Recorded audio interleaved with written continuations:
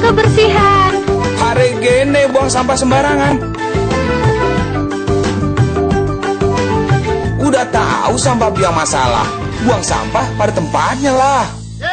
Iya ya, kalau bukan kita siapa lagi? Ayo kita buat Jakarta jadi bersih.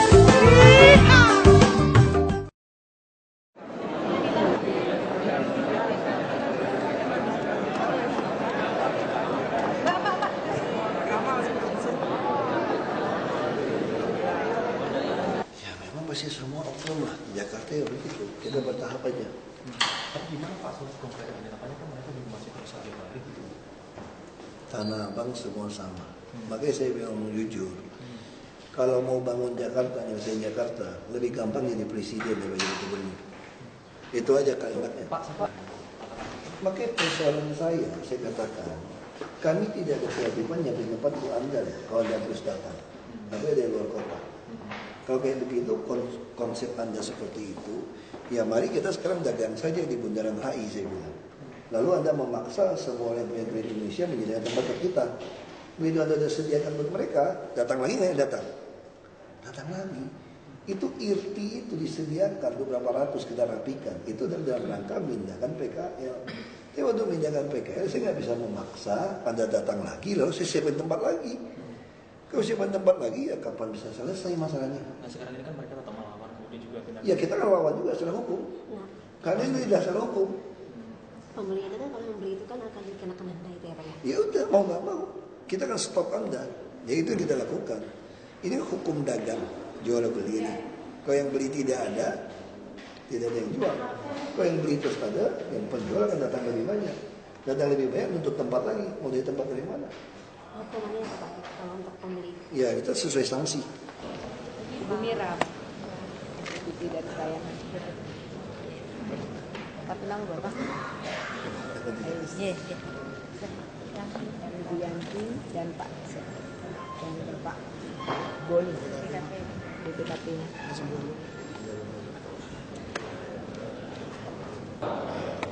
Yang terhormat Wakil Gubernur Provinsi DKI Jakarta, yang kami hormati Deputi Bidang Pelayanan Publik Kementerian Pemberdayaan Aparatur Negara Reformasi Birokrasi Ibu Mirawati Sujono, yang kami hormati Kepala Badan Pengawas Keuangan dan Pembangunan DKI Jakarta Bapak Boniana, para pejabat pemerintah Provinsi DKI Jakarta, para peserta sosialisasi, serta hadirin undangan yang berbahagia. Selamat pagi dan selamat datang di Balai Agung Pemerintah Provinsi DKI Jakarta dalam acara sosialisasi kebijakan inovasi pelayan publik pada hari ini Selasa 22 April 2014. Dan acara akan diawali dengan menyanyikan lagu kebangsaan Indonesia Raya. Ya, Ibu.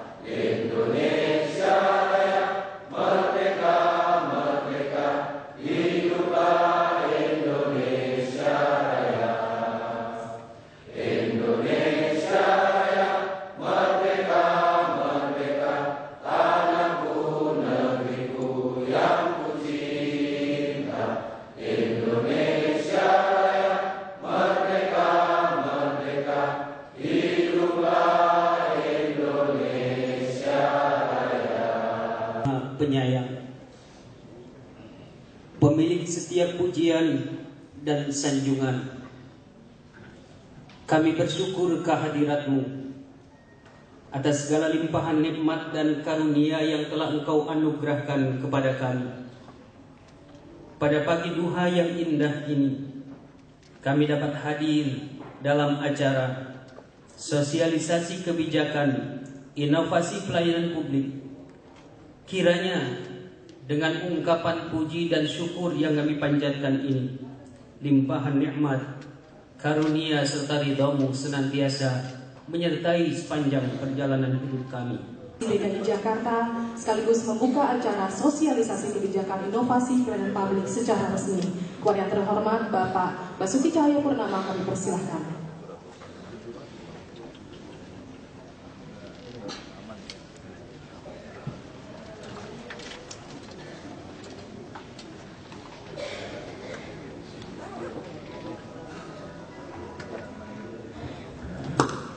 Yang saya hormati Ibu Mirawati Sujono, Deputi Bidang Pelayanan Publik, Kementerian Pemberdayaan Aparatur Negara, Reformasi Birokrasi Indonesia, yang kebetulan ternyata teman ibu saya dan teman keluarga ibu saya. Ngomong-ngomong baru tahu. Yang saya hormati Kepala Program BPKP DKI, Pak Bonianan. Beliau sering kontak sama saya.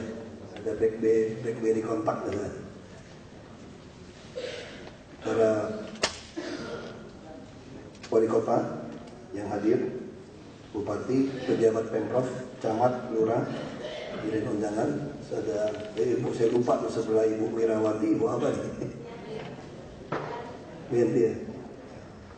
Selamat datang semua, selamat pagi, sejahtera kita semua. Pertama-tama kita menyambut baik pada sosialisasi kebijakan inovasi pelayanan publik ini. Tentu saya perlu jelaskan sedikit.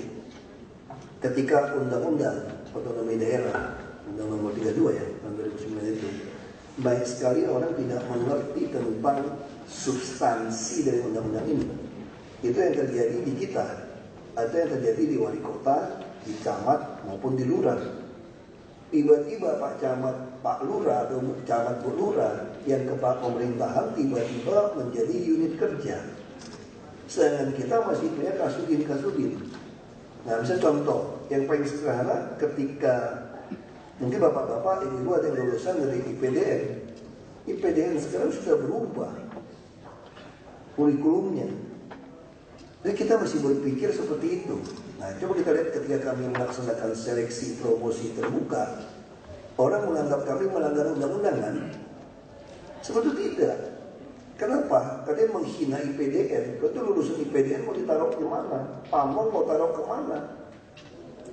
Sedangkan kita sudah berorientasi dengan Undang-Undang 32. Ini bicara unit kerja pelayanan publik.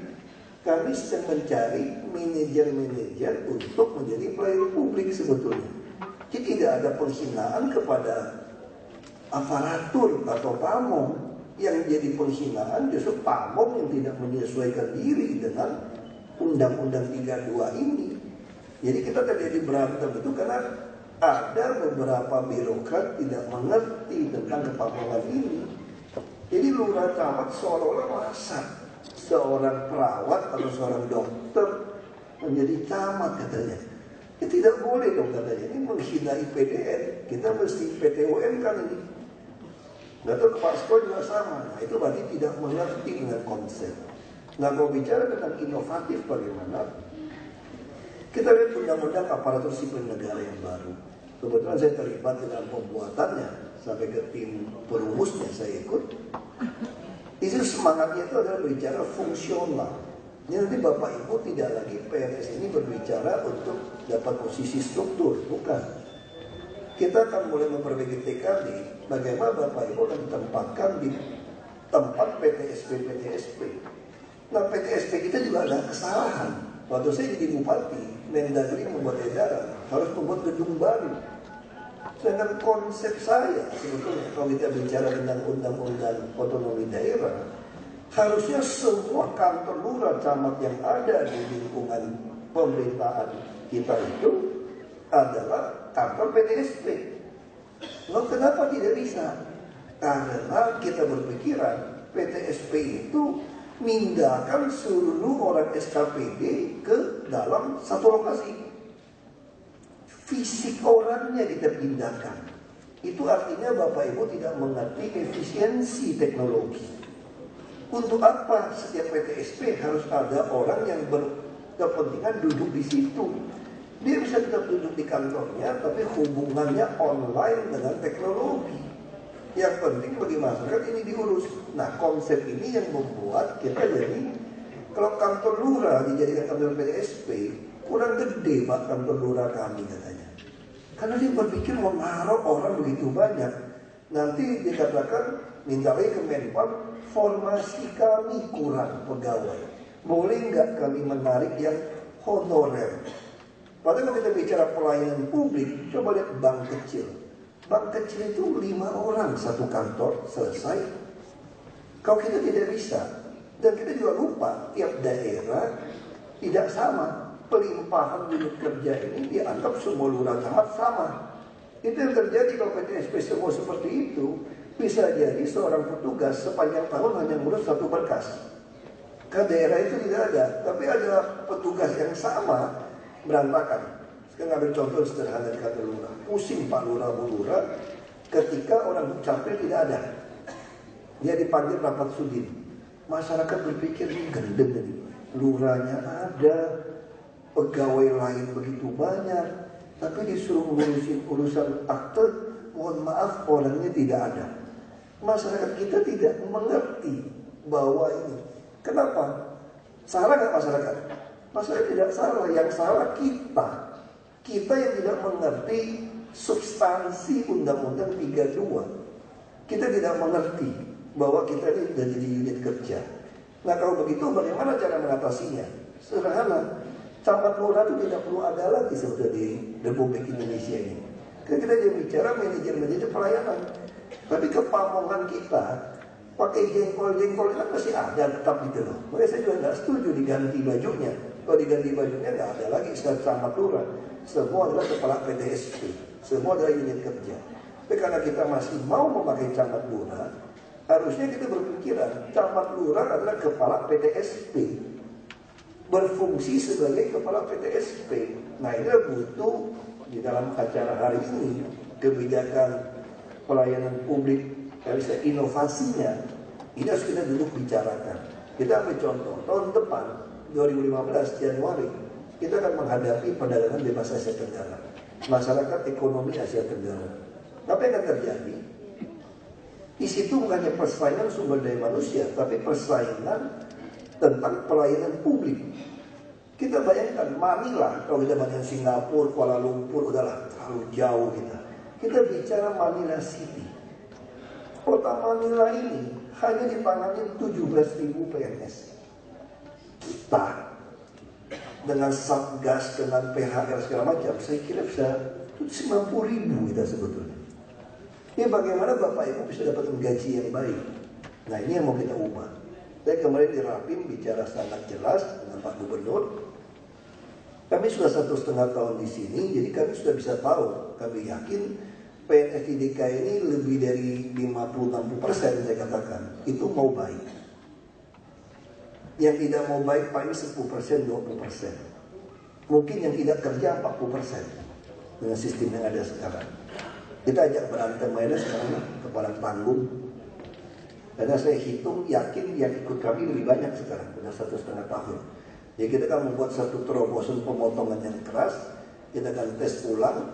Nanti semua kantor lurah camat adalah PTSP. Kalau dulu kan kita hanya bilang seperti bank, seperti bank. Dia bukan cuma konternya seperti bank, tapi pelayanannya seperti bank. Jadi 1 orang 2 orang yang bekerja sama dengan baik. Nah ini akan kita lakukan. Mudah-mudahan Juni kita akan melakukan pelantikan PTSP. Lalu unit-unit kerja, pelimpahan wewenang kepada lurah camat akan kita perkuat. Lalu bagaimana soal alat kerja? Alat kerja tetap minjem sama dinasnya. Tapi hak wewenang itu ada di lurah camat. Karena Anda lurah camat menjadi semacam manajer-manajer perumahan yang menangani semua urusan. Kalau hari ini pusing, lurah pun mesti nyogok sama si sopir truk sampah untuk buang sampah wilayahnya. Kalau nggak gitu. Tapi itu yang terjadi di kita. Maka Satpol PP juga sama. Jadi ini masalah. Karena tidak mengerti satu pihak seperti ini. Dan unit kerja ini harus kita rubah. Kan nggak mungkin saya buang camat dan lurah. Pertentangannya kan luar biasa. Kita punya harga bangga dong jadi lurah camat, jadi bupati wali kota. Nah ini tentu Bapak Ibu yang belum mengerti substansi Undang-Undang 32 ini dan Undang-Undang Aparatur Sipil Negara tentu akan sedikit menganggap kami sewenang-wenang. Sebenarnya kami tidak sewenang-wenang. Saya sudah tagline kami sangat jelas, kami hanya taat kepada konstitusi, bukan konstituen. Nah kalau ada orang salah paham dengan kami, tidak pilih kami pun kami rela. Itu yang kami lakukan. Nah saya sudah tegaskan kepada teman-teman, selama kami ada di sini, kami akan taat kepada konstitusi. Kami tidak peduli Anda tidak pilih kami kembali, karena kami sangat jelas. Kami melaksanakan konstitusi, apapun resikonya, karena kami pejabat publik, pejabat politik. Nah sekali lagi saya sangat berharap Bapak Ibu harus mengerti, tahun depan kita akan menghadapi AFTA, pelayanan publik tidak ada toleransi. 2025 kita akan menerima hadiah dari Tuhan yang namanya bonus demografi, di mana angkatan kerja lebih banyak daripada angkatan yang tidak kerja. Nah kalau 10 tahun dari tahun depan tidak kita siapkan dengan baik, 2025 yang kita punya bukan bonus, tapi kutukan demografi. Angkatan kerja begitu banyak, SDM-nya payah, dan kita akan ditelan dari bangsa lain.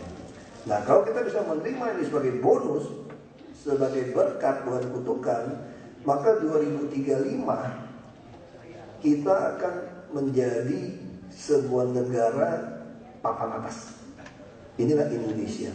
Jadi tugas Bapak Ibu sebagai pamong di sini ini sangat berat tanggung jawab dunia akhirat. Kenapa saya masih singgung ini? Saya bukan kasih tausiah, karena kita selalu tiap kali mau acara ada doanya gitu. Kalau kita dengerin doanya kan itu kan mengingatkan kita. Kita bukan tanggung jawab cuma sekedar gaji. Ini tanggung jawab bangsa dan negara. Kita harus berbicara tentang bonus demografi. Jadi siapapun yang menantang ini, kami akan lawan. Kami tidak peduli. Nah, saya sudah dalam rapi ditegaskan, dan kemarin saya bersyukur ketemu dengan orang-orang dari MIPI, Ketua Hariannya Pak Andi Ramses, Ketua Umumnya Pak Fauji Bowo, mantan gubernur kita di sini. Tadi saya mulai ragu, saya nggak apa-apa ketemu aja, saya mau tahu pandangan mereka. Nah saya sangat bersyukur, tentunya pandangan beliau ini sama dengan pandangan saya tentang reformasi dan pelayanan publik ini. Maka saya langsung minta Biro Tapem, Aspem untuk kerjasama dengan MIPI. Tadi saya sudah rapat dengan BKD dan Diklat untuk menyiapkan ini, supaya kita kalau bisa Juni sudah memiliki PTSP di seluruh kelurahan dan kecamatan, dan sudah ditempatkan orang seperti bank. Nah cara kerja seperti apa? Anggap dulu sebagai calo, sebagai broker. Jadi Anda urusan apapun terima saja, urus ke SKPD, tinggal telepon, tinggal email, tinggal masuk ke websitenya. Kalau berhasil Anda dapat TKD, tidak berhasil asal melaporkan keberengsekan SKPD mengurus surat, dapat TKD juga Anda. Nanti kita copot gitu SKPD yang menghalangi, yang menghambat. Jadi Jakarta akan membuat satu loncatan kodok, bukan PTSP mindahkan orang-orang SKPD ke PTSP. Itu di kampung saya sama kampung Pak Gubernur seperti itu, supaya orang tidak bolak-balik ke banyak kantor, orang-orang kantor kita taruh di PTSP. Itu yang kita bikin sekarang kan, yang Mendagri mesti bikin gedung PTSP segala macam. Itu salah. Yang mau kita lakukan, kita mau manfaatkan seluruh kantor yang ada di DKI menjadi kantor PTSP, tanpa menempatkan orang-orang di semua PTSP yang mengerti, tapi dia dihubungkan dengan sistem online.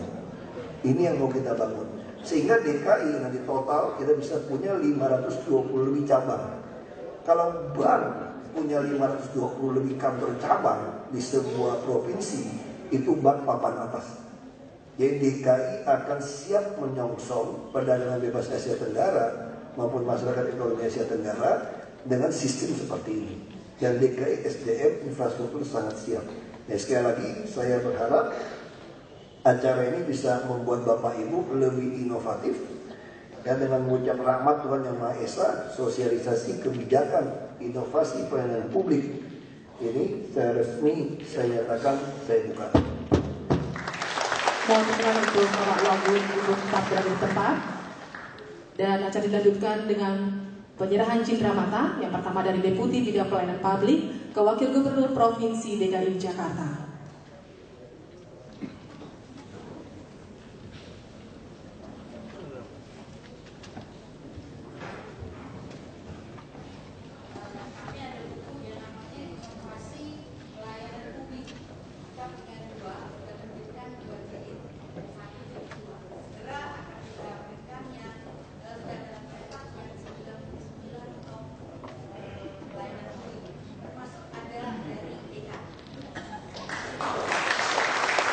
Dilanjutkan dari Wakil Gubernur Provinsi DKI Jakarta ke Deputi Bidang Pelayanan Publik.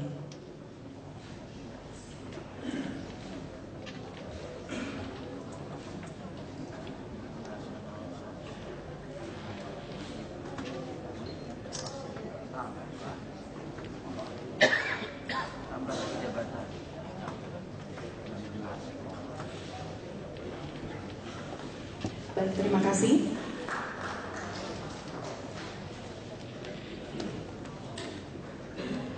Bapak Ibu hadirin undangan yang kami hormati, demikianlah acara pembukaan sosialisasi kebijakan inovasi pelayanan publik pada pagi hari ini, dan acara akan dilanjutkan dengan sosialisasi pelayanan publik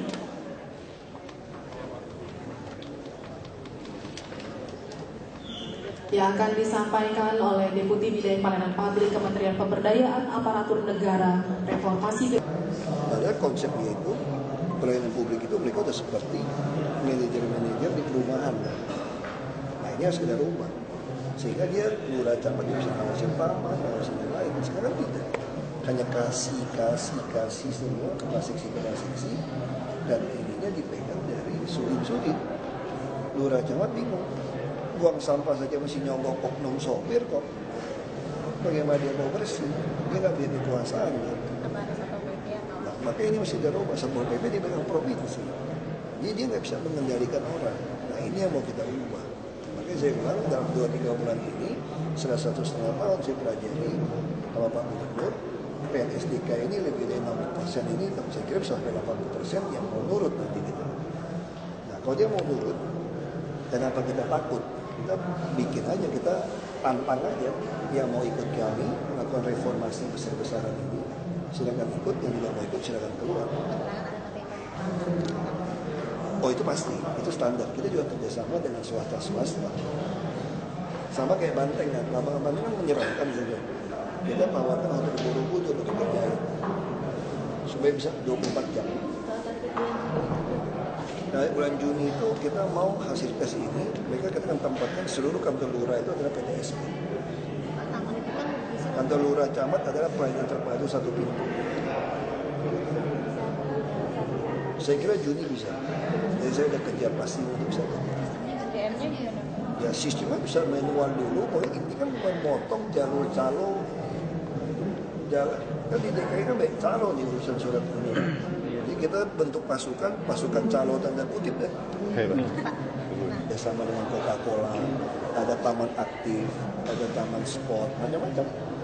Jadi kita lebih baik tawarkan kepada swasta untuk melakukan pembuatan taman-taman ini supaya lebih baik.